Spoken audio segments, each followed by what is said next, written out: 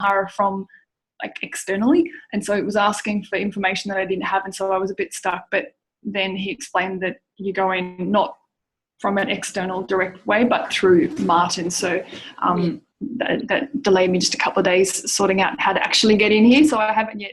I've done one journal thing, but I haven't gone in to upload documents or visual things yet. Okay, so what I'm going to show you here. So this is your dashboard. So it obviously looks different for your dashboard because I have students and etc. here.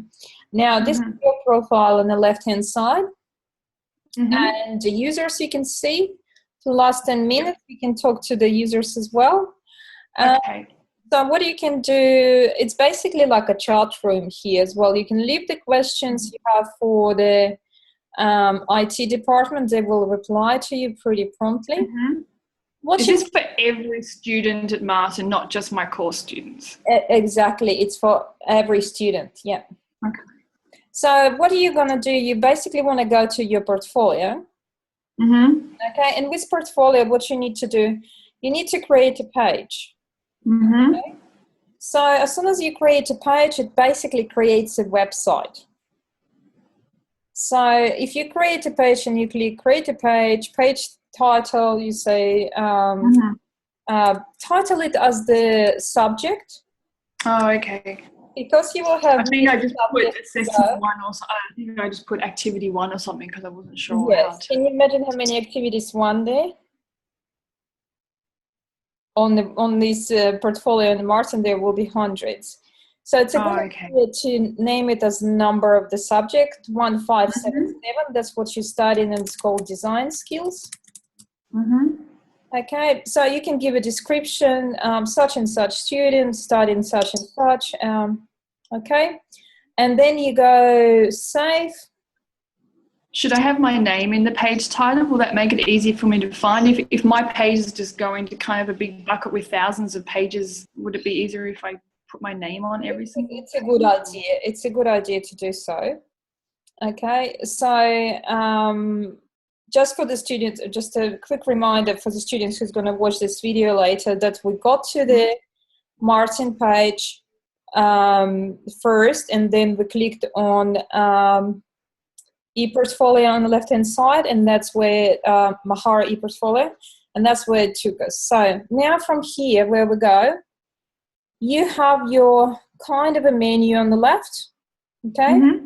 And in this menu, you can do all sorts of things. So you can upload the files, you can upload the images in here, you can create a PDF yourself, you can put a video in here, you can create journals, like journal entry, tag journal entry, and so you can do plans, feedbacks, etc. So as soon as you've done something here, so say, okay, if I do the text, for example, so I can add some text, etc. The main thing what you need to do, so you obviously need to go to display, have a look at it, okay? You can click back on to edit this page, it takes you back, okay? The main thing what you need to do, you need to share it with me. So you go share page, okay? And so here you have it, see? All the description of what you've created, etc., etc. So you can either share it public, that's what lots of students do, but the most importantly that you need to share it with me. And what I do, I go share with users, okay? And when you put friends, like it probably won't show because you don't have any friends. So you type, well, not yet, but you will. And then when you type users, you need to type my name. So if I type my name here, Polina, it won't pop up because I'm logged in myself, so I can't share it with myself. But if I, for example, type name of one of my students, she will pop up in here. Okay. Okay, so as soon as you register there, you should be able to do that, and then you click plus, and that's it. Okay. So does this work in a sense of all my things all the things that I upload stay as a collective group, or do they just all go kind of into a big floating pool and I have to try and find them each time I want to do something? No. It's they all will stay here on the pages, okay, for you. So as soon as you go there, you will see all your pages there, okay. And then you will see shared by you, so whatever you shared, okay. And here shared with me. So if somebody shared it with you, you will see it. What I see here is the students who shared it with me. So that's where I need to go and comment. Okay. So, and what's the collections? How is that different, the collections tab? Okay, so collections is basically the images you collect. So you can do any collections you want. So you can call it SGA 1577 and you can see all sorts of things. So if you go there, so there's a template, tags, etc. So it's kind of like for you to keep the images and things in there. So, for example, with the first assessment where I have to create folders with the images and inspirational images that I used, is this where I save them or do I save them onto a page? Just so I'm clear on the distinction. It's a page. So what collection it does, it's actually a set of pages. So basically you're creating the page 1577 for that subject. For the next subject, your page will be 1578. And so on progressively. Okay, 79, 80, 81, etc. This will be your collection. And what you can do, you can actually, they are linked to one another and have the same access permission. You can create as many collections as you like, but a page cannot appear in more than one collection. Okay. So each page you create belongs to one collection. Makes sense? Is that replicating pages that are singly available under the Pages tab, or is this a separate group? It's a separate. So as soon as you create a page, it goes into collection. Okay. So with export options later, what it gives you actually here is if you're smart enough, I mean, you will be, and lots of students create beautiful pages. I'll show you in a minute what they look like. You can actually export it as the single standalone website. Why it's so cool? Because at the end of the study, you can actually show it to your clients and you can put it online, you can let people see what you created, read about you, etc. So it's an excellent resource for you to use. Okay. But the pages themselves, there seems to be very limited manipulation of how you can make it look. I mean, it's not a design program; it's just uploading text and pictures to spaces. Is that correct or not? No, not really. Not really. You can do very nice things there. Yeah. So if you put files, you can actually do multimedia PDFs. What I'm going to do now, I'm just going to show you some examples. Okay, so I have some activities already by Amy. Yeah, because I haven't seen what a page looks like, so I guess in my head I can't really visualize. No, you need to give it a go, and see what it looks like. So let's have a look what Amy's done here. So I mean, most of the things I'll be uploading, I anticipate they'll actually be in PDF because I use Illustrator and InDesign, so I'll be doing things as a PDF essentially or JPEG for the most part. Here, what she's done, she actually put it in the Word document instead of typing. But you can type this activity, the first one. Okay, so what I do, I will go and download the document and comment and see how on the bottom I can place the feedback. Let's have a look at her journal, what she's done. Not yet, nothing. So she just basically started. Let me just have a look at some more. Okay, so let's have a look at this one by Kim. So Kim just uploaded the file for me to look at. Just have a look at better ones. Let's see which ones are completed. Okay. Actually, typography. I'll just look for. Okay, well, Sian's done, I think she's done pretty good jobs here. She'll just have a look at Journal 7. So this is what PDF looks like. So this is her journal. She created a PDF, and then you can just scroll through and look at them and read them. That's what she's done. So it's okay to do PDFs for all of the uploaded type assignment pieces. You can do that. So she's done it here for 9, 8. Mind you, your last assessment is about creating journals. So whatever you see in activities, the request to create a journal, so that will relate to your last assessment task. So she's basically done lots in PDF. Let's have a look. So all journals here. There it is. I think for all the individual activities, I'll just be entering where it's just text. I'll just enter the text as a page entry. I think that will be easier directly. Yes. Just a second. Journal I might do differently. Yeah. However you can do it. Sorry, that squeaking noise is my dog playing with his toys. It's all right. So just have a look at some more. That's our journals. I'll have a look at this activity. And your comments and markings or other comments appear at the bottom of the pages. Is that where to find it? Yep. So if you have a look here, that's how she produced a session 7 activity. And that's the type of a mood board. I think it looks great.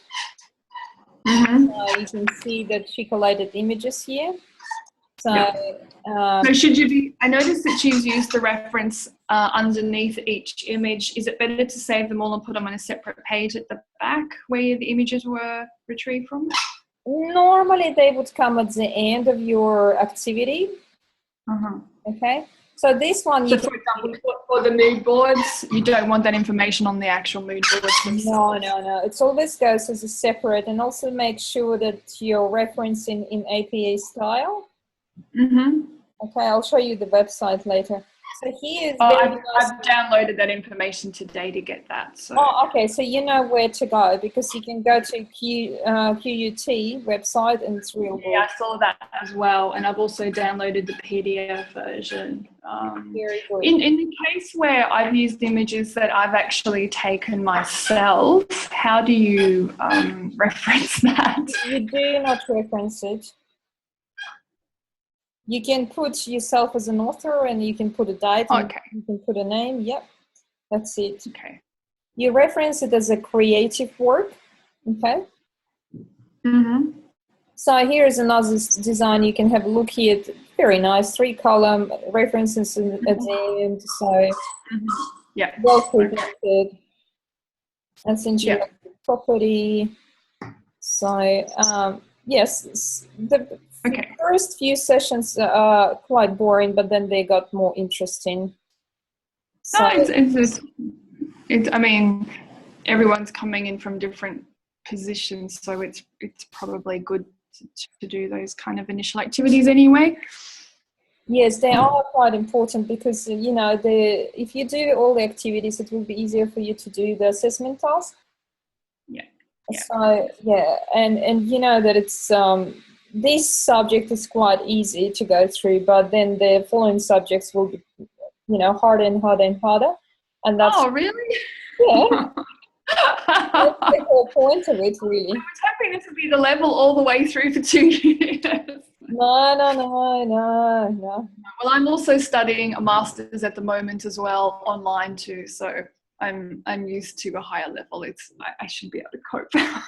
You should be able, yes. Normally what we say, 2.5 hours for each session is kind of a guideline to get through. But look, sometimes you can just sit down and do like 5 in one day, because you just, flying. I've been trying to do that now just to catch up because I couldn't get started sort of a little later. So I've been intensively this week trying to just sort of get through them all and get the assessment piece done for this week so that I'm back on track by the end of this week. I'll be sort of back to being able to do one a day rather than doing a few a day. That's right, but we don't want to overwhelm you, so that's why, you know, just take it easy and try to enjoy it the mostly. So you can see that you can create beautiful pages here, and yeah, and what she's done is looks great. So, you know, there are lots of different templates here you can use. You can just upload files, you can do lots of different things. Now, and what about the use of Prezi? Are you familiar with that? Yes, Prezi. Like PowerPoint, but you can move around. Yeah, no, that's fine. You just need to give me the link. I think it goes with the link. Is it correct? Yep. Yeah, no, that's it's just a link to an online space. Yeah, no, it's all good. You can use Prezi, absolutely, not a problem. I think sometimes it might be a nicer way to present and direct attention around on something rather than just kind of have it all floating. But I'll see how I go. Yeah, no, you can use Prezi. It's fine, absolutely. With the first assessment, do you have any questions? Did you have a chance to read it? Oh yeah, I'm in the middle of it now. I've chosen my 2 periods and I've got all my images. I just have to go back and of the images that I've chosen from the big collections I've made, I have to go and find all the references. So that's the boring bit. And some of them don't have great referencing because someone's borrowed them from somewhere else and somewhere else. So it's a bit difficult to track down where they've come from in some cases. So mostly what you need to remember that you need to have minimum 10 images there. And make sure that they are pretty different from each other. So it's not just a, you know, piece of furniture, but it's also make sure that you have some flooring, some wall covering in there. So also color scheme needs to be. Yeah, I've tried to cover sort of colors, textures, patterns, floor or furniture or decor items as well. Hopefully I've got enough. Yeah, do not concentrate too much on collecting the completed interior designs in those styles. So we want to see kind of how you can put it together rather than what was done before. Yeah, I haven't actually, I don't think I'll be using actual pictures of put together rooms. I have a couple, but I may not use them at all. I think probably I'll just put pieces together myself. Yeah, I'll see how it works on the page. I've got a few designs I'm playing with. Okay, so if you want me, I can show you some assessment submissions from previous works. If you want. Okay. So sure. I had a look. I think someone presented theirs on one of the other recent Zoom sessions. So I had a look at a couple that someone, I think maybe Daniela or someone had done recently. Yes. Yeah. Yeah. There was one on brutalism and one on Tuscan, I think was the 2 styles. So there were styles more than periods, but styles, yeah. So I'm just going to share this one. So this is Art Deco by Claudia. Okay. Oh. I just clicked to move the page, then I realised it's your page, not mine. Fine. Yes. Something is wrong. Okay, here it is. Okay, now we can see it. Okay, so this is Art Deco. She's done a pretty good job. So what I really like here is that she actually refers to architecture as well.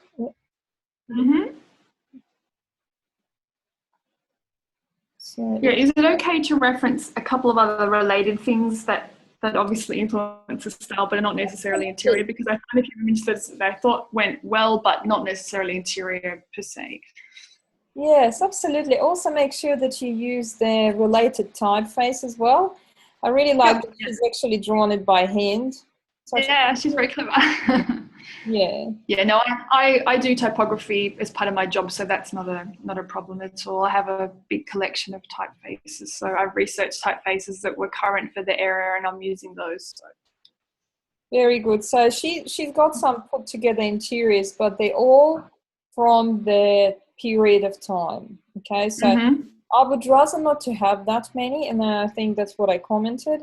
I really like those pieces. What I don't like here is that she didn't put any elements of interior design. She kind of put a furniture, but I would rather do like a tableware, you know, Manchester. She's got a bit of a wallpaper or covering of some sort, I would imagine.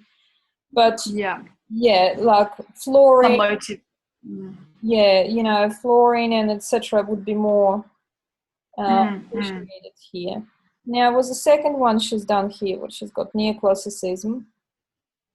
Again, reference to architecture, color samples, a little bit of I'm actually doing the same. Well, Regency classical, so very, very similar for one of mine, But I have mine's very different when I look at this, so it's interesting to see. They are different, yes, absolutely. So that's what we appreciate too. So I guess I haven't included so much full rooms, but all the pieces that make the room. I've got it more in pieces rather than completed buildings.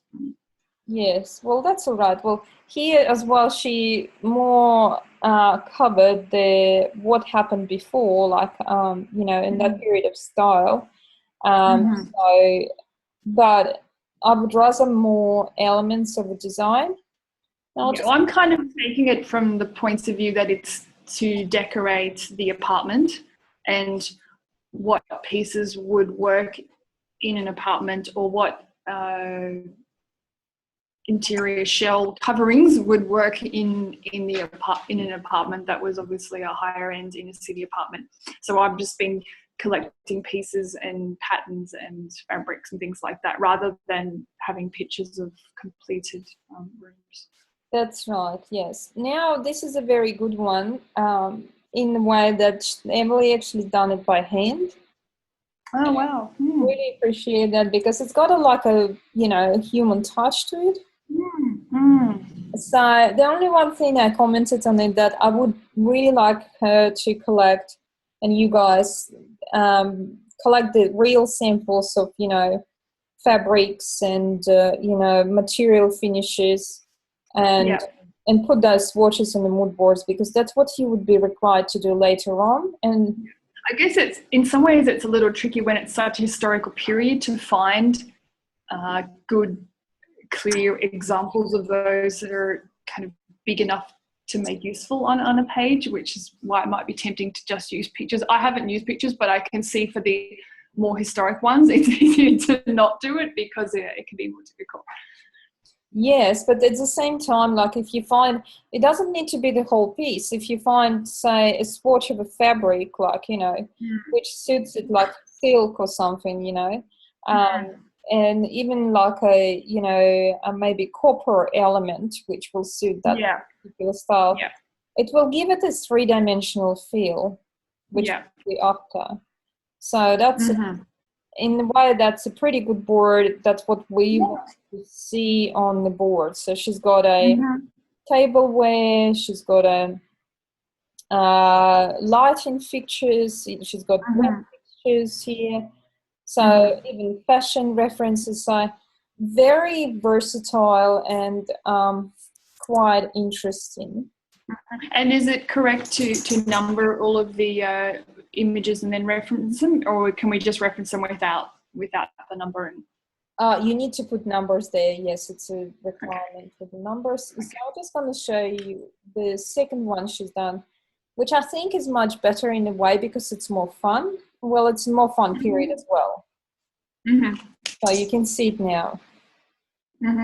Yeah, my other period is, well, mid-century modern, which is a broad range, but I've selected a certain type of feel because it is a very broad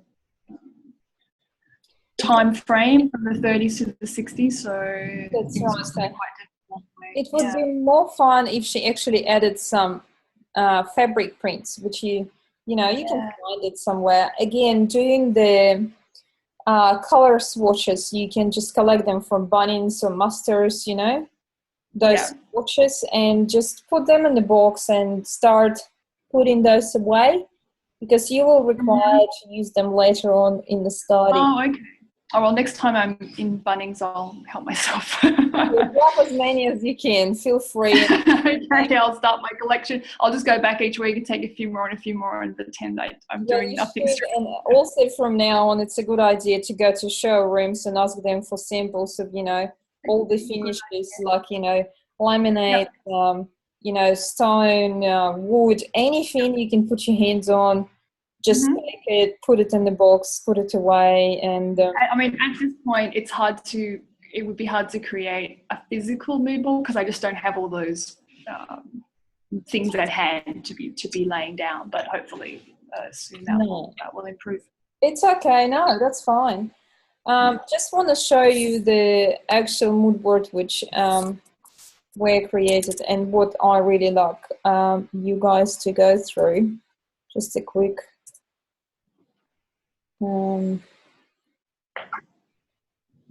Just doing another share. Okay. Oops. Again. Okay, here it is.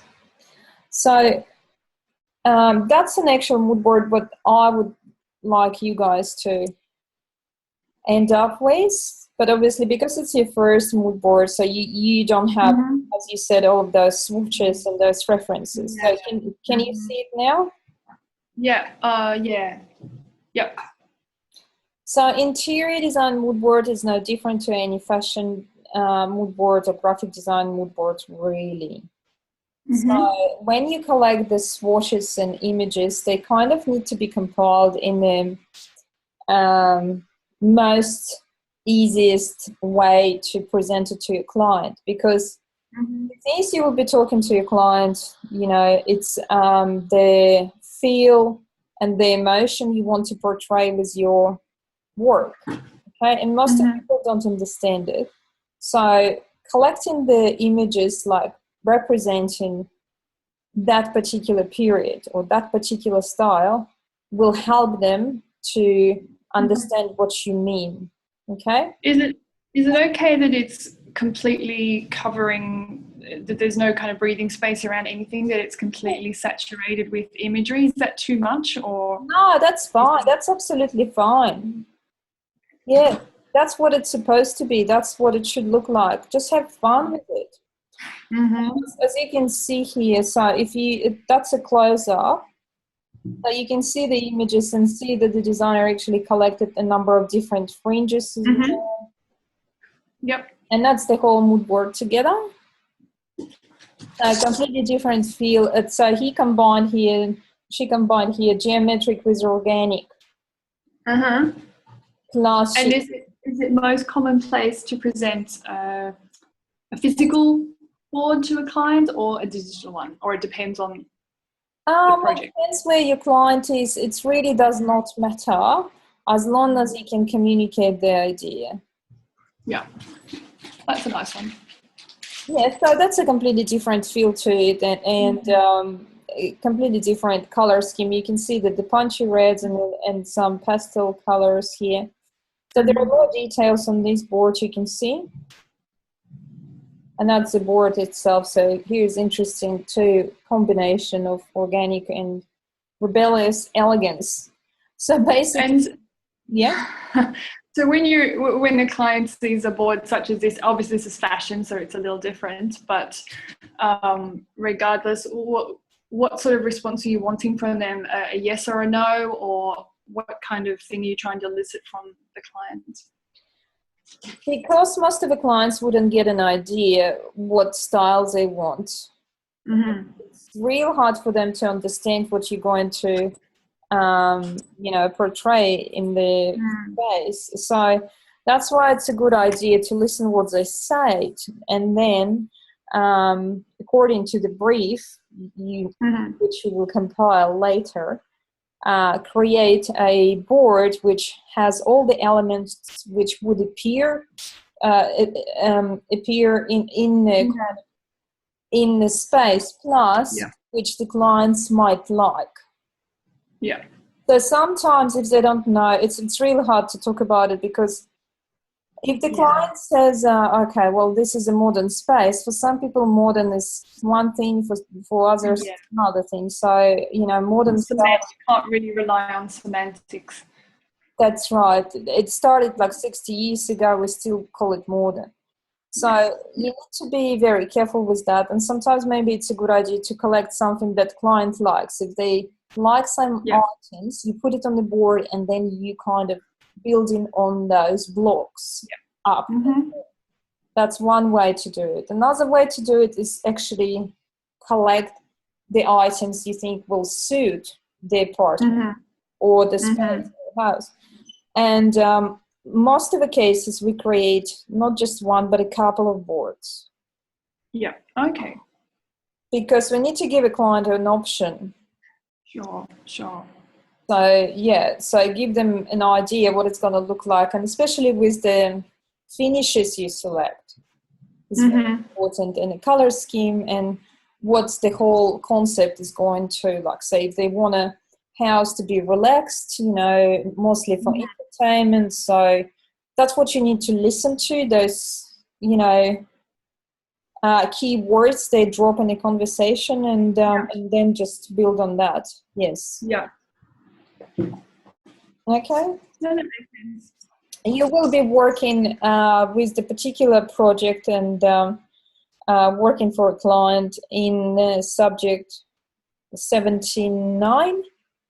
So, Okay.